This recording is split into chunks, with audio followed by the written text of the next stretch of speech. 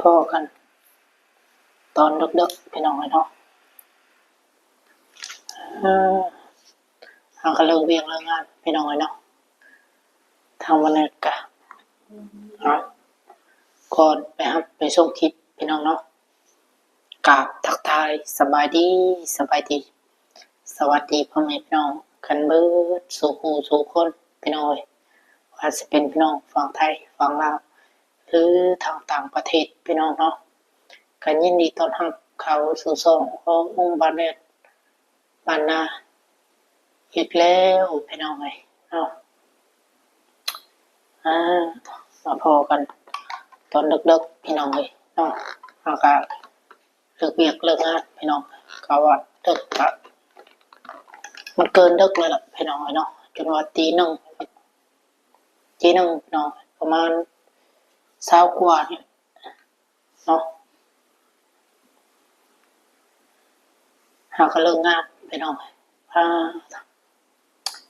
บ่ค่อยได้ลงคลิปพี่น้องเนาะหลายมื้อหลายวันตึกพี่น้องจากแรกก็ขอโทษขออภัยเด้อพี่น้องเนาะขอโทษขออภัยหลายๆพี่น้องช่วงนี้ก็บ่ค่อยมีเวลาจักดิพี่น้องเนี่ยสู้เวียกสู้งานพี่น้องมากินข้าวพี่น้องกินข้าวนำกันพี่น้อง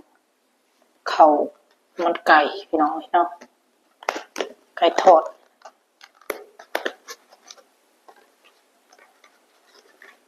เลิกๆเพิ่นสั่งให้พี่น้องทางจะได้ช่างให้คนละกล่อง2 มื้อแล้วพี่น้องมื้อนึงก็น่าจะคือเก่าพี่น้องเนาะมันผสมบ่นะชิมตัดแต่ชิมด้วย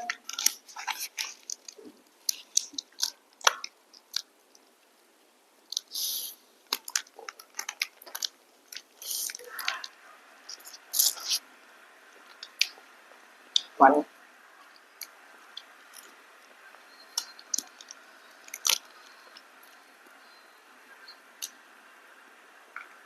มาพี่น้องมากินข้าวนำกันพี่น้องเนาะพี่น้องเลิกเวียกเลิกงานดึกพี่น้องแต่ละมื้อได้หลับได้นอนพี่น้องนอนบ่เต็มอิ่มพี่น้องมากินข้าวนำกันพี่น้องตอนดึกๆเนาะข้าวมันไก่พี่น้องมาเด้อพาลงเบิดสุกคนช่วงนี้ก็บ่ได้ลงคลิปพี่น้องเนาะจังได๋ก็ขอโทษขออภัยหลายๆ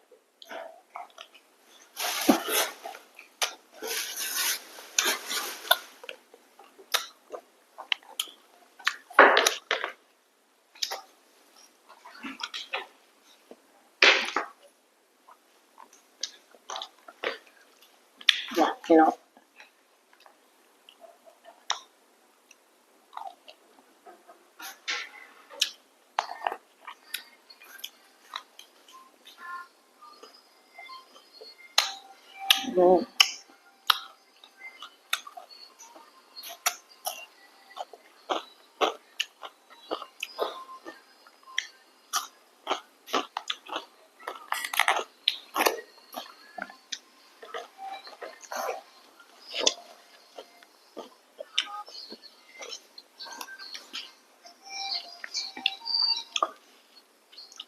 พี่น้อง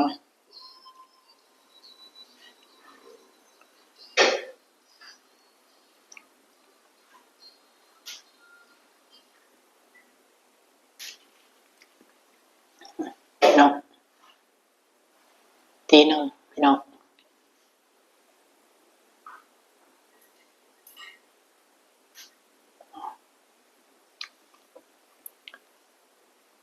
ตี 1 32 นาทีพี่น้องโพดโพ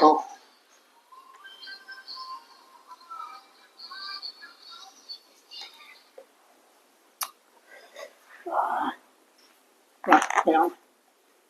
กินข้าวแล้วก็นอนพี่น้องพักผ่อน ตาจะดำขอบตาดำพี่น้อง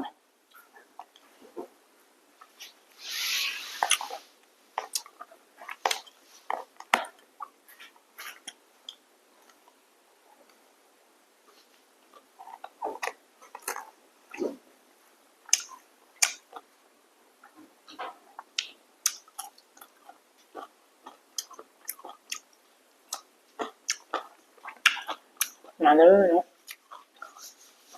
ไปลงก็จะคุยกับคนยัง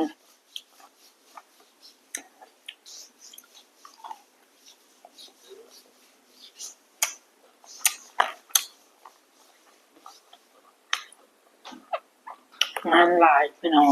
เนาะนอนแต่ละมือดึกแทบสิเป็นหวัดเป็นไอเลยพี่น้องช่วงนี้ก็อากาศมันก็เริ่มเย็นพี่น้องเนาะร้อนยามหนาวแล้วพี่น้อง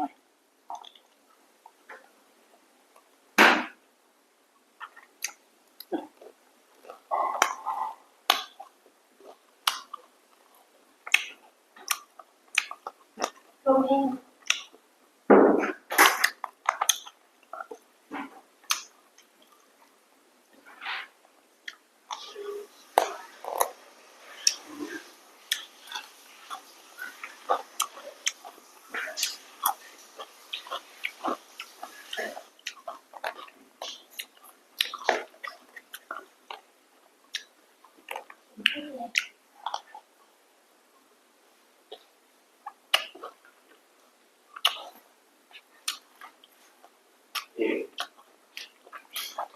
2 คืนแล้วพี่น้องตึกที่หนึ่ง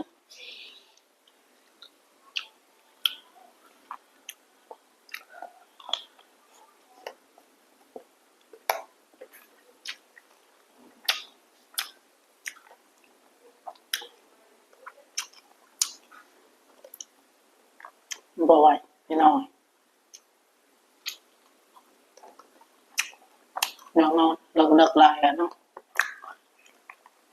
จะได้พี่น้องเลยเนาะสู้เพื่อเงินพี่น้องอ่ะโลลาพี่น้องเลยเนาะกินแล้วก็นอนพักผ่อนพี่น้อง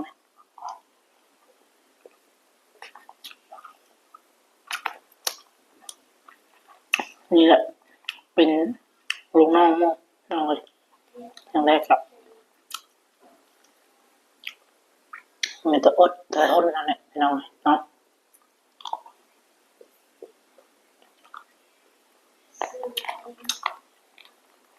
อย่างแรกครับ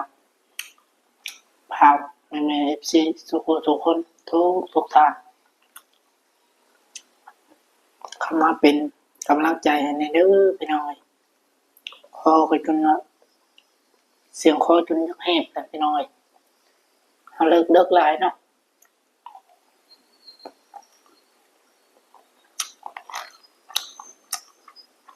อย่างน้อยเที่ยงคืนกันยังไข้พี่น้องเนาะอันนี้ตีหนึ่งพี่น้อง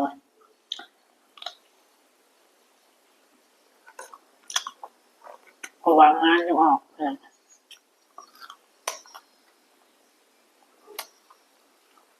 อย่างงานกระลายพี่น้องนะ